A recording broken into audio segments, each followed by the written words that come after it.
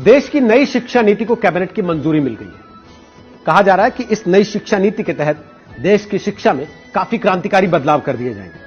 वैसे केवल शिक्षा नीति ही नहीं बदली है, बल्कि मानव संसाधन विकास मंत्रालय कहा जाने वाला मंत्रालय भी अब नाम बदलकर शिक्षा मंत्रालय कर दिया गया है। लेकिन क्या आपको पता है कि इसके पहले साल 1986 में, यानी कि अब से 34 साल पहले देश में शिक्षा नीति लागू की गई थी। इसके बाद आया साल 1992, यानी उसके ठीक 6 साल के बाद इसमें कुछ छोटे मोटे बदलाव किए गए, कॉस्मेटिक चेंजेस।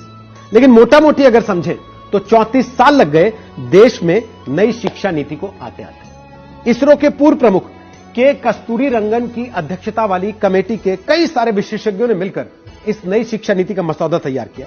तो चलिए आज आपको आसान लहजे में समझाते हैं कि देश की नई शिक्षा नीति में ऐसा क्या क्या बदल गया है जो आपके जीवन में बदलाव लाए। सबसे पहली बात पढ़ाई की, यानी बच्चों के लिए इस नीति में क्या क्या है। नई नीति के तहत स्टूडेंट्स को पढ़ाई के साथ साथ किसी लाइफ स्किल से सीधे सीधे तौर पर जोड़ने की कोशिश की जाएगी। अगर आपको ध्यान हो, मोदी सरकार का जोर हमेशा से स्किल डेवलपमेंट पर रहा। अब स्कूली शिक्षा, उच्च शिक्षा के साथ साथ कृषि शिक्षा, कानूनी शिक्षा, चिकित्सा शिक्षा और तकनीकी शिक्षा जैसी व्यावसायिक शिक्षाओं को भी इसके दायरे में लाया गया। यानी अगर आपने स्कूल में कुछ ऐसा सीखा है जो स्किल के तौर पर गिना जा सकता है, जो रोजगार परक कहा जा सकता है, तो उसे आपके रिपोर्ट कार्ड में जगह दी जाएगी। अभी तक क्या होता था? अभी तक आर्ट, म्यूजिक, क्राफ्ट, स्पोर्ट्स जैसे सब्जेक्ट्स थे, वो सहायक पाठ्यक्रम या एक्स्ट्रा करिकुलम का हिस्सा कहे जाते थे।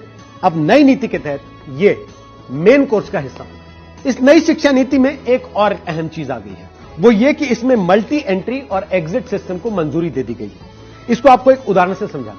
मसलन आप इंजीनियरिंग कर रहे हैं और किसी भी वजह से, जैसे शादी, बीमारी, पैसों की तंगी, घर में कोई आफत आ जाने की वजह से आपकी इंजीनियरिंग अगर बीच में छूट जाती है, तो पुरानी शिक्षा नीति के तहत आपको उसका कोई लाभ नहीं होता था। लेकिन अब नई शिक्षा नीति के तहत अगर आपने 1 साल की पढ़ाई पूरी की है तो आप सर्टिफिकेट, 2 साल की पढ़ाई पूरी की है तो डिप्लोमा, और 3 से 4 साल की पढ़ाई पूरी की है तो आप डिग्री के हकदार हो सकेंगे। लेकिन इस नई शिक्षा नीति के तहत सबसे ज्यादा जिस बदलाव पर चर्चा हो रही है वो है शिक्षा का 10+2 स्ट्रक्चर। अब उसकी जगह नया आ जाएगा 5+3+3+4 का स्ट्रक्चर। अब आप पूछेंगे कि ये क्या है? सुनने में तो बड़ा टेक्निकल लगता है, लेकिन सुनने में जितना टेक्निकल लगता है, समझने में ये उतना ही आसान है। 10+2 तो आप समझ ही गए होंगे कि पहले कक्षा 1 से कक्षा 10 तक, फिर जमा 1 और जमा 2। लेकिन अब इस पूरी व्यवस्था को 4 हिस्सों में बांटने की तैयारी कर ली गई है। पहला भाग 5, यानी कि पहले 5 साल में प्री प्राइमरी स्कूल के 3 साल और कक्षा 1 और कक्षा 2 को मिलाकर एक फाउंडेशन स्टेज बना दी गई है, जिसमें पहली और दूसरी क्लास में भाषा और गणित पर काम करने पर जोर देने की बात की गई। नई शिक्षा नीति में 5वीं क्लास तक मातृभाषा, स्थानीय या फिर क्षेत्रीय भाषा में पढ़ाई का माध्यम रखने की बात कही गई है। दूसरा भाग 3, यानी 3 को क्लास 3 से 5 की तैयारी के चरण में विभाजित किया गया है। इसके साथ ही 4वीं और 5वीं क्लास के बच्चों के लेखन कौशल, मतलब राइटिंग स्किल्स पर ध्यान देने की भी बात कही गई। तीसरा भाग फिर से 3, अगले 3 को मध्य चरण यानी क्लास 6 से क्लास 8 तक बांटा गया है। इसमें 6ठी क्लास से वोकेशनल कोर्सेज शुरू करने की बात है। इसके लिए इच्छुक छात्रों को 6ठी क्लास के बाद से ही इंटर्नशिप भी करवाई जाएगी। और फिर चौथे भाग में कक्षा 9 से 12 को विभाजित किया गया है। इसके अलावा कुछ और ऐसी बातें हैं जो इस नई शिक्षा नीति के बारे में आपको जान लेनी चाहिए। मल्टीपल डिसिप्लिनरी एजुकेशन में अब आप किसी भी एक स्ट्रीम के अलावा उसके साथ साथ दूसरा सब्जेक्ट भी ले सकते हैं।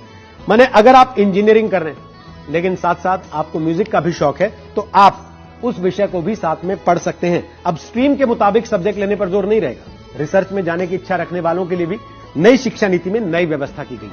उनके लिए 4 साल के डिग्री प्रोग्राम का एक विकल्प दिया जाएगा, यानी 3 साल की डिग्री के साथ एमए करने के बाद एमफिल करने की जरूरत नहीं रहेगी, वो सीधे पीएचडी में जा सकते हैं।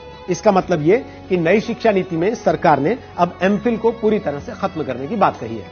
नई शिक्षा नीति में छात्रों को यह भी आजादी होगी कि अगर वो कोई कोर्स बीच में छोड़कर कोई दूसरे कोर्स में दाखिला लेना चाहते हैं तो वो कोर्स से एक खास निश्चित समय तक ब्रेक ले सकते हैं और उसके बाद दूसरा कोर्स ज्वाइन कर सकते हैं। और जैसा हमने आपको पहले बताया कि मानव संसाधन विकास मंत्रालय का नाम बदलकर अब शिक्षा मंत्रालय कर दिया गया है। इसका मतलब यह कि रमेश पोखरियाल निशंक अब देश के मानव संसाधन विकास मंत्री नहीं बल्कि देश के शिक्षा मंत्री कहे जाएंगे। इन सारे बदलावों के अलावा भी कुछ और बदलाव हैं जो इस नई शिक्षा नीति में किए गए हैं। जैसे राष्ट्रीय परीक्षा एजेंसी द्वारा उच्च शिक्षा संस्थानों में एडमिशन के लिए कॉमन एंट्रेंस एग्जाम का ऑफर दिया जाएगा और साथ ही सिलेबस में भारतीय ज्ञान पद्धतियों को शामिल करने के लिए राष्ट्रीय शिक्षा आयोग का गठन करने और प्राइवेट स्कूलों को मनमाने तरीके से फीस बढ़ाने से रोकने की सिफारिशें भी की गई और इस नई नीति के तहत सरकार ने कुछ लक्ष्य भी निर्धारित किए। कहा गया है कि कुल जीडीपी का 6% हिस्सा शिक्षा पर खर्च होगा, जो अब तक 4.43% हुआ करता था। साल 2030 तक एजुकेशन फॉर ऑल का लक्ष्य निर्धारित किया गया, जिसके लिए एनरोलमेंट को 100% तक ले जाने का लक्ष्य है। तो ये है देश की नई शिक्षा नीति की कुछ खास बातें। तो जैसा निदा फाजली साहब ने कहा है ना, धूप में निकलो घटाओं में नहाकर देखो, जिंदगी क्या है किताबों को हटाकर देखो। लब बोलो अब यह है कि सरकार अब किताबों के साथ साथ शिक्षा नीति में जिंदगी का फलसफा पढ़ाने की भी तैयारी कर रही है।